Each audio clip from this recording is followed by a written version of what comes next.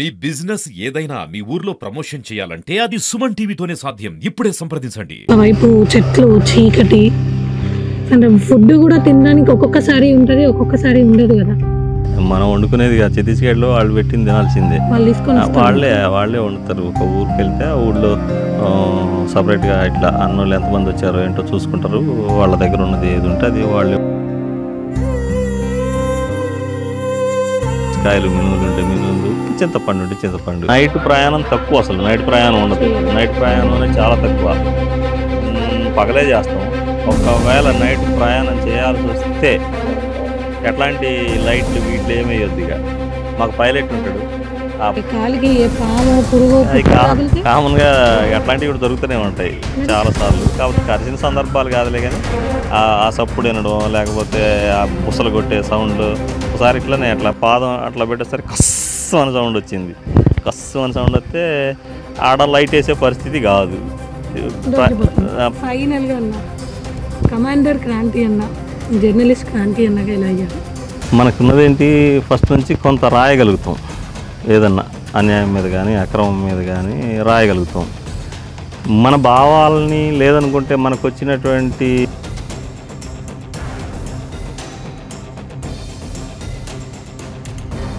అన్న, ఇప్పుడు మీరు దళం నుంచి బయటకు వచ్చారు, ఎన్ని సంవత్సరాలు అవుతుంది వచ్చి? 13 సంవత్సరాలు అవుతుంది. 13 సంవత్సరాలు అవుతుంది కదా. ఇప్పుడు ఏదైనా మావోయిస్టులది ఏదైనా కార్యక్రమం జరిగినా మీకు ఇంకా ప్రెషర్ ఉంటుందా అన్న? వాళ్ళు ఎక్కడున్నారో మీకు తెలుసు అని చెప్పి. అయితే మనకి ఒక 5-6 సంవత్సరాలు కొంత వెంటాడారు. అంటే వెంటాడడం అంటే ఏమన్నా ఇట్లనే దళాలు ఎక్కడన్నా ఉంటే మీకేమైనా సమాచారం తెలుసా, లేదనుకుంటే మేము ఏమైనా దాడులు చేయొచ్చా, ఇట్లాంటిది ఏదైనా ఉంటే మాకేమైనా సపోర్ట్ చేయండి అని చెప్పేసి వాళ్ళు కొంత ఒత్తిడి చేసినట్టు. కాకపోతే మనం ఎప్పుడు కూడా దళం నుంచి బయటకు వచ్చినట్టుకి ఎవరికి ఏం తెలియదు రియల్గా. అంటే మళ్ళీ మనకు సంబంధం ఉండదు కదా, కాబట్టి మనం సైలెంట్గానే ఉన్నాం.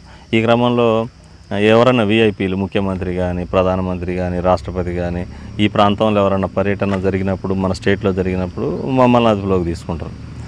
మీరు ఉండొద్దు, అంతే అంతే అంతే.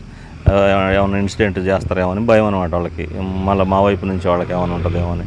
అందుకే వాళ్ళు ముందే ఒక రోజు ముందు అదుపులోకి తీసుకుంటారు. పెద్ద పెద్ద ఫెస్టివల్స్ ఏమైనా ఉంటే కూడా, శ్రీరామనవమి లేకపోతే అట్లాంటివి ఉంటే కూడా వాళ్ళ దగ్గరే ఉంచుకుంటారు. ఏదైనా జరిగితే మళ్ళీ ఇబ్బంది అవుతుంది అని చెప్పే ఉద్దేశంతో అక్కడ వాళ్ళ దగ్గర ఉంచుకుంటారు అనమాట. ఇప్పటికైనా ఎప్పటికైనా దాదాపు ఇప్పటికి అప్పటి నుంచి ఇప్పటిదాకా కంటిన్యూగా ఏ ఫెస్టివల్స్, పెద్ద ఫెస్టివల్స్ కానీ, లేకపోతే విఐపీలు, ముఖ్యమంత్రి వచ్చినా, ప్రధానమంత్రి వచ్చినా, రాష్ట్రపతి వచ్చినా కూడా మన ఏరియాలో ఇంకెక్కువ ఏదైనా ఉంటే వాళ్ళే వచ్చేసి అదుపులోకి తీసుకుంటారు అనమాట మనల్ని. మీరు దళంలో ఉన్న 5 సంవత్సరాలలో అట్లా బాగా పాపులర్ అయిపోయారు కదా క్రాంతి అన్న అని చెప్పి. పాపులర్ అయ్యేది అంటే మీరు అంటే ఇప్పుడు చాలా వరకు తెలుసు కదా అన్న క్రాంతి అన్న అంటే. మీరు బయటికి వచ్చాక, అంటే మీరు 2008లో మీరు చెప్పినట్టుగా జైలు నుంచి బయటకు వచ్చాక కూడా ఇక్కడ మరి పీపుల్ ఎలా రిసీవ్ చేసుకున్నారన్న? మన దగ్గర మన మనసు మంచిదైతే నోరు మంచిదైతే ఊరు మంచిదైతుంది అనే సామెత ఉన్నది కదా. మనం హార్ట్ఫుల్గా ఉంటే జనమే కాదు, మనమే కాదు, ఎవరైనా మంచిగానే ఉంటారు. మనకి వంకర బుద్ధి ఉంటే వంకరగానే చూస్తారు జనం. మనం హార్ట్ఫుల్గా ఉంటే హార్ట్ఫుల్గా. జనాలు మిమ్మల్ని చూడగానే భయపడ్డం ఇట్లా ఏం జరగలేదు అసలు. దాని గురించి మేము అసలు ఆ భయపడటం కానీ, ఆ ఈగో కానీ, అది మావోయిస్ట్ పార్టీలో అసలు ప్రధాన ప్రజల నుంచి అట్లా ఏం లేదు, అట్లా ఉండదు. ఒక్కొక్క సందర్భంలో కొన్ని మనం ఎప్పుడన్నా ఇప్పుడు మనం పనిచేసిన ఏరియాలలో పోతే ఈయన పోలీస్ స్టేషన్ కొట్టింది, ఈయన పలానా ఆయనను చంపింది, ఈయన అని అట్లా గుసగుసలేని పడతా ఉంటాయి అనమాట. అది తెలుసా నీకు, ఆయన పలాని ఇన్సిడెంట్కి ప్రధాన కారకుడు. పోలీసు వాళ్ళు కూడా మేము పోతా ఉంటే, సార్ తెలుసా ఆయన అని అంటే, ఎవరంటే sir the great Kranti sir, ఈ స్టేషన్ పేల్చింది ఈయనే సార్ అని.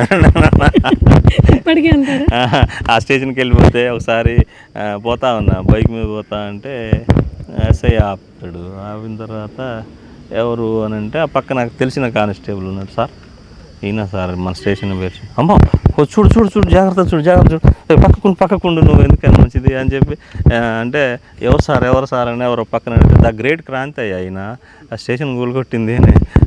జాగ్రత్త చూడండి, నేను మంచిగా చెక్ చేయండి. అట్లా ఉంటారు కొంతమంది గుసగుసలు మనకు తెలియకుండా కొంచెం దూరం నుంచి ఆయనే ఇట్లా ఇన్సిడెంట్ ఈ పని చేసింది ఈయన అని చెప్పుకుంటా ఉంటారు. అన్న వీడు మొత్తం ఉండేది అడవిలో దండకారణ్యం. అంటే ఒకవైపు చెట్లు, చీకటి, అంటే ఫుడ్ కూడా తినడానికి ఒక్కొక్కసారి ఉంటుంది, ఒక్కొక్కసారి ఉండదు కదా. ఒకవైపు నుంచి క్రూర మృగాలు వస్తూ ఉంటాయి, విష సర్పాలు, వాగులు, ఇవన్నీ అడవి అంటేనే చాలా పెద్దగా ఉంటుంది. సో అక్కడ అసలు మీరు ఎలా లైఫ్ సర్వైవ్ అయ్యారన్న? జనంతో మనకేమున్నది, ఇప్పుడు వాళ్ళ కోసం పని చేయడానికి పోయినాం. వాళ్ళ కోసం పని చేయడానికి పోయిన తర్వాత వాళ్ళు పెట్టింది తినడమే, మనం వండుకునేది కాదు. ఛత్తీస్గఢ్లో వాళ్ళు పెట్టింది తినాల్సిందే, వాళ్ళే వండుతారు. ఒక ఊరికి వెళ్తే ఆ ఊళ్ళో సపరేట్గా ఇట్లా అన్నోళ్ళు ఎంతమంది వచ్చారో ఏంటో చూసుకుంటారు. వాళ్ళ దగ్గర ఉన్నది ఏది ఉంటే అది వాళ్ళే వండి పెడతారు. బియ్యం ఉంటే బియ్యం, జొన్నలు ఉంటే జొన్నలు, బొబ్బాస్కాయలు ఉంటే బొబ్బాస్కాయలు, మినువులు ఉంటే మినువులు, చింతపండు ఉంటే చింతపండు. ఒకవేళ ఒక వారం రోజులు, ఒక 10 రోజులు అసలు బయటికి రాలేని పరిస్థితి ఉంటే అడవి లోపలనే ఇంకా దానికి అక్కడ అంటే ఏదో ఒక ఊరిని కాంటాక్ట్ చేస్తాం. మరీ అంత వీళ్ళు మనం బయట చెప్పినంత టైట్ అంటే ఇప్పుడు ఉన్నదేమో రియల్గా. నేను కూడా ఇప్పుడు వార్తలు చూస్తూ ఉన్నాను, కర్రగుట్టలను చుట్టుముట్టారు, అసలు ఇంకేం లేదు, ఇంకా అయిపోతుంది, ఈ నెల రోజులలో క్లోజ్ అయిపోతుంది అని చెప్పేసి వార్తలు వింటూ ఉన్నాం కదా. ఈ టైంలో మనకు వచ్చే సమస్య ఏంటంటే గ్రామాలను కాంటాక్ట్ చేయలేం. గ్రామాలను కాంటాక్ట్ చేయలేనప్పుడు ఆహారం అందదు, వైద్యం ఉంటుంది, టాబ్లెట్లు అట్లాంటివి ఉంటాయి, ఉంటుంది. అట్లాంటివి కూడా ఒకసారి ఇప్పుడు ఏమన్నా రెగ్యులర్గా వాడేవాళ్ళు ఎవరన్నా ఉంటే వాళ్ళకి ఇబ్బంది అవుతుంది, ఆహారానికి ఇబ్బంది అవుతుంది. చాలా మంది ఉంటారు లోపల. అసలు ఏం దొరుకుతుంది మీరు అనుకున్నట్టు, అసలు ఆడ ఏం దొరకదు పాపం. వాళ్ళు పెట్టింది తిని ఉండటమే కదా. అందుకనే మీకు ఏం ఆవశ్యం చూసినా బక్కపలసగానే ఉంటారు. ఎవరు ఇంతలా ఉన్నోళ్ళు ఎవరు కనపడరు, చిక్కిపోయే ఉంటారు. ఎక్కడైనా చూడండి, ఎన్కౌంటర్లో ఎవరు చనిపోయినా కూడా అసలు వాళ్ళ దగ్గర ఊపిరే ఉండదు గట్టిగా చెప్పాలంటే. వీళ్ళు గవర్నమెంట్లు వాళ్ళని చూసి భయపడతాయి తప్ప వాళ్ళు ఊపిరి లేకుండానే ఉంటారు, ఇంతంతనే ఉంటారు వాళ్ళు. అంటే ఒకప్పుడు మీరు అన్నట్టుగా దొరల పాలన, భూమిని లాక్కోవడము, ఆడవాళ్ళ మీద అఘాయిత్యాలు చేయడము, అప్పుడు ఈ మావోయిస్ట్ పార్టీ అనేది పుట్టింది వాళ్ళకి అగేనెస్ట్గా. మరి ఇప్పుడు అట్లాంటి సిచ్యువేషన్స్ లేవు కదన్నా. ఉన్న దగ్గరే ఉన్నది పార్టీ, లేని దగ్గర లేదు కదా. ఇప్పుడు తెలంగాణలో ఏం లేదు, ఉన్నది కదా. భూస్వామ్యం లేకపోయి ఉండొచ్చులే, కానీ అక్కడ వనరులు ఉన్నాయి, అక్కడ దోపిడీ ఉంది. అసలు వాళ్ళు పార్టీని అంత దగ్గరకు తీసుకోవడంలోనే మీకు ఉద్దేశం కనపడుతుంది కదా. అక్కడ ఫారెస్ట్ దోపిడీ, అటవీ కాంట్రాక్టర్ల దోపిడీ, అవన్నీ ఉండబట్టే కదా పార్టీని దగ్గరకు తీసుకుంది. వాళ్ళు రియలైజ్ అయితేనే జనం దగ్గరకు తీసుకుంటారు. ఇప్పుడు మీకు ఏదైనా మేలు జరిగితేనే కదా మీరు నన్ను దగ్గరకు తీసుకుంటారు, అంతే కదా. అక్కడ జనం అంతా కూడా అంత దగ్గరగా ప్రజలలో వాళ్ళే దగ్గరకు వచ్చి పనిచేసి, ఇప్పుడు ఛత్తీస్గఢ్లో మావోయిస్ట్ పార్టీ ఉందంటే తెలుగు వాళ్ళు ఎంతమంది ఉంటారు నాకు తెలిసి, ఏళ్ల మీద లెక్క పెట్టేవాళ్ళు ఒక 10 మంది ఉండొచ్చేమో. 1000 మంది వాళ్లే కదా సైన్యంలో ఉంది, మావోయిస్ట్ పార్టీలో వాళ్లే కదా.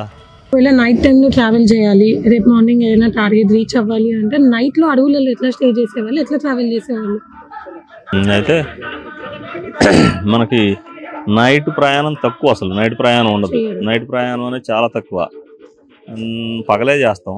ఒకవేళ నైట్ ప్రయాణం చేయాల్సి వస్తే ఎట్లాంటి లైట్లు గీట్లు ఏమయ్యొద్దు. ఇక మాకు పైలట్ ఉంటాడు, ఆ పైలట్ సపరేట్గా ఒక దిక్కుబడి వెళ్ళిపోవడం, రోడ్ల ఎమ్మటి పోవటం, రోడ్ల ఎమ్మటి ప్రయాణం ఉండవు ఎప్పుడు కూడా. దళంలో రోడ్ల ఎమ్మటి ఎప్పుడు దిగం. తర్వాత లైట్ కూడా వేయకూడదు, చీకట్లోనే పోవాలి.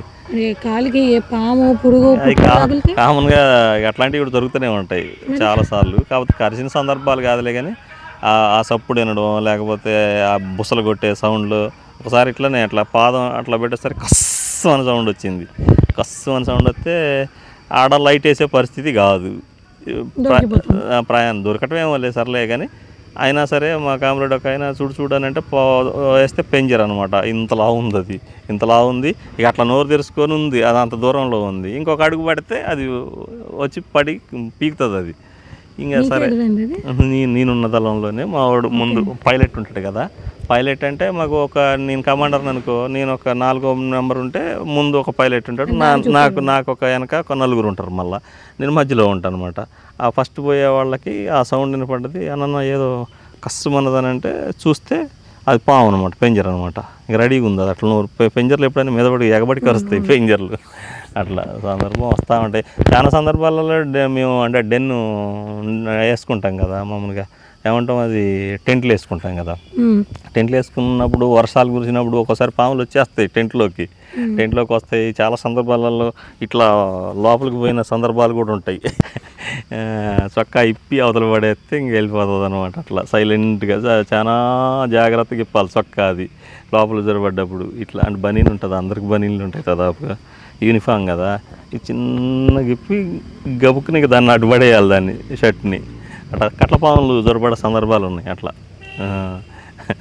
నవ్వుతారు చాలామంది, అంటే కామెడీ అంటే కానీ అది సివియర్, అది ఒక్కసారి అంతే లే. కానీ కాకపోతే నవ్వుతా ఆ భయాన్ని ఇప్పుడు మన వాళ్ళు ఇట్లా నడుస్తా అంటారు చూడు, అమ్మ అన్నారు చూడు, అలా భయం మన కామెడీ అనిపిస్తూ ఉంటుంది. ఫైనల్గా అన్న కమాండర్ క్రాంతి అన్న, జర్నలిస్ట్ క్రాంతి అన్నగా ఇలా అయ్యారు. జనరల్గా మనకున్నదేంటి, ఫస్ట్ నుంచి కొంత రాయగలుగుతాం, ఏదన్నా అన్యాయం మీద కానీ అక్రమం మీద కానీ రాయగలుగుతాం. మన భావాలని లేదనుకుంటే మనకు వచ్చినటువంటి ఒక థాట్ని ప్రజల్లోకి తీసుకెళ్ళాలంటే నాకు ఒక వేదిక కావాలా. నేను చెప్పాల్సింది చెప్పాలని అంటే ఒక వేదిక కావాలి. నాకు వేదిక కావాలంటే ఏదో పత్రిక అయితే కాంట్రాక్టర్ అవినీతి మీదనో, కాంట్రాక్టర్ అక్రమాల మీదనో, లేకపోతే అధికారుల నిర్లక్ష్యం మీదనో, దేని మీదనో నేను రాయగలుగుతా, ప్రజెంటేషన్ చేయగలుగుతా ఇట్లా జరుగుతుందని. అదే ఒక వేదిక లేకపోయిందనుకో, నా చేతిలో ఒక పేపరో లేకపోతే ఒక టీవీ లేకపోయిందనుకో నేనేం చేయలేను. కాబట్టి ఆ ఉద్దేశంతో మనం రాయగలుగుతాం కదా, దేన్నైనా మనం ప్రశ్నించగలుగుతాం కదా, మనం ఒక్కళ్ళంగా మాట్లాడేదానికంటే ఏదైనా మనకు వేదిక ఉంటే బాగుండేది అనుకొని ఏదైనా ఒక పేపర్లోనే పనిచేస్తే బెటర్ అనే ఉద్దేశంతో ఫస్ట్ నేను భద్రాచలం నమస్తే తెలంగాణలో జాయిన్ అయినా. ఆ తర్వాత ఇప్పుడు దిశలో పనిచేస్తాను. అవును, భద్రాచలంలో కూడా ఆ రోజు గజరావు భూపాల్ ఏఎస్పీ ఉండే, అక్కడి నుంచి ఖాళీ చేయించిండు బలవంతంగా. అసలు నువ్వు ఇక్కడ ఉండొద్దు, వెళ్ళిపోవాలని చెప్పి, నాకు ఇబ్బంది అవుతుంది, మీరు ఇక్కడ ఈ సిటీలో ఉండొద్దు, మీరు వెళ్ళిపోవాలని. ఇంకా ఆయన బాధతోటే రిలీజ్ అయినాక డైరెక్ట్ భద్రాచలంలోనే ఉన్నా నేను. ఇంకా మా మిస్సెస్ చదువుతూ ఉండేది, మన ఇంటర్ చదువుతూ ఉండే, ఆ ఇంటర్మీడియట్ కోసం అని చెప్పి అక్కడ ఉన్నాం. ఈ క్రమంలో సరే జర్నలిజంలో మనకు అవకాశం ఉంది, వెళ్ళాం, రాసాం, ఓకే అన్నది చేసామన్నమాట. అట్లా ఇప్పుడు ఎట్లుందన్న లైఫ్? ఇప్పుడు ఏమున్నది, ఇప్పటికి కూడా ఎక్కడన్నా సమస్య ఉంటే దాదాపుగా స్పందించడానికి చూస్తూ ఉంటాం 100%. ఏ సమస్య ఆదివాసీల వైపు నుంచి అయినా, జనం వైపు నుంచి అయినా సమస్య ఉంటే సమస్యగానే చూస్తాం. అధికారుల అవినీతి ఉందనుకోండి, అవినీతిని కంపల్సరీగా ప్రశ్నిస్తాం. నేను బరాబర్ రాస్తా, నేను పోలీస్ డిపార్ట్మెంట్ మీదనైనా రాస్తా, ఎవరి మీదనైనా రాస్తా. ఆ పేరుందిలే మనకి ఇప్పటివరకు ప్రజెంట్ అయితే. మంచి ఆర్టికల్స్ రాస్తా, కాలమ్స్ కూడా రాస్తా, తర్వాత ఎడిటోరియల్ కూడా రాస్తా. నేను ఎడిటోరియల్ రాస్తా. అదే నాకు ఉన్నదల్లా కొంచెం రాయగలిగే శక్తి ఉంది కాబట్టి మనకు ఒక వేదిక అంతే అంతే. అన్న చివరిగా ఇప్పుడున్న యువతకి మీరిచ్చే సజెషన్ ఏంటంటే? అంటే మనకైతే అవకాశాలు చాలా ఉన్నాయి దేశంలో, కాకపోతే యువత అంతా కూడా మత్తు మందులకి బానిస అవుతూ ఉంది, లేకపోతే మీడియా ప్రభావంతో కొంచెం పక్కదారి పడుతూ ఉంది. ఈ పనులు ఉన్నప్పటికీ కూడా ఏదో ఒక ప్రభావంతో వాళ్ళు ఆ మత్తులోనే ఉండేటువంటి పరిస్థితి ఉంది. నిజంగా ఎవరైనా పని చేద్దాం అనుకున్నోడికో ప్రభుత్వాల నుంచి ప్రోత్సాహం లేదు. వాళ్ళు చాలామంది చదువుకున్నటువంటి వాళ్ళు ఎస్టీలో ఉన్నారు, ఎస్సీలో ఉన్నారు, బీసీలో ఉన్నారు. ఇవాళ వయసు అయిపోయి ఇంట్లో ఉంటున్నారు, అంటే ఉద్యోగాలకి అర్హత లేదు వాళ్ళకి. పెద్ద పెద్ద చదువులు చదివిన వాళ్ళు కూడా ఉన్నారు. ప్రభుత్వాలు కూడా ఏది అప్పటికప్పుడే ఓట్లప్పుడే ఎప్పుడో ఏదో ఒకటి సంక్షేమ కార్యక్రమాలు పట్టుకొస్తూ ఉన్నారు, ఏదో ఒకటి అందరితోటి ఓట్లాడుకుంటున్నారు, వెళ్ళిపోతూ ఉన్నారు తప్ప అసలు యూత్కి ఎక్కడా కూడా పనిచూంచే పరిస్థితి లేదు. ఏ దేశం అయినా ఎప్పుడైనా యూత్ అనేది ఖాళీగా కూర్చుంటే దేశం నాశనమే. ఇప్పుడు నాకు తెలిసి పిల్లలంతా కూడా చాలామంది 10th అయిపోయిన వాళ్ళు, ఇంటర్ అయిపోయిన వాళ్ళు క్రికెట్ బ్యాట్లు పట్టుకొని పోతా ఉన్నారు.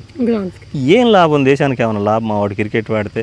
ఏం లాభం ఉంది? పిల్లలు ఖాళీగా ఉంటే దేశానికి లాభం ఉంది. పిల్లగాడే కాదు, ఆడోళ్ళు కానీ మగోళ్ళు కానీ ఎవడైనా ఖాళీగా కూర్చుంటే దేశానికి లాభం లేదు. వాళ్ళకి పని చూపించాల్సిన బాధ్యత ప్రభుత్వాలది. వాళ్ళని జాగ్రత్తగా వాళ్ళ దగ్గర ఉన్నటువంటి అంటే వాళ్ళకి ఏం స్కిల్ ఉందో చూసి వాళ్ళకి ప్రభుత్వాలు సాయం చేయాలి. అట్లా ప్రభుత్వాలు వాళ్ళని వాడుకోవాలి.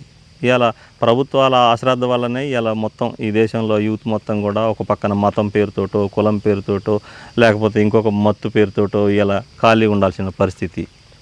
అందులోనే పడి ఆ వలలో పడి కొట్టుకునేటువంటి పరిస్థితి ఉంది. కాబట్టి యూత్ కూడా ఏంటి, వీటన్నిటికీ దూరంగా ఉండాలి. ఏదైనా పని దొరికితే దాంట్లో వాళ్ళ ప్రతిభను చాటుకోవాలి. వాళ్ళకి ఎట్లాంటి అవరోధాలు ఎదురైనా కూడా గట్టిగా ట్రై చేసి వాళ్ళని వాళ్ళు నిరూపించుకోవాల్సిందే తప్ప ఎవడిని నిరూపించలేడు, ఎవడుకు సాయం చేయలేరు, వాళ్ళని వాళ్ళు నిరూపించుకోవాల్సిందే. ఇదే నేను చెప్పేది. అన్న మేము అడగగానే సో ఇంత వివరంగా అసలు దళం అంటే ఏంటి, అప్పుడు పరిస్థితులు ఇప్పటి పరిస్థితులు అన్నీ ఇంత చక్కగా వివరించినందుకు థ్యాంక్ యూ సో మచ్ అన్న. Thank you.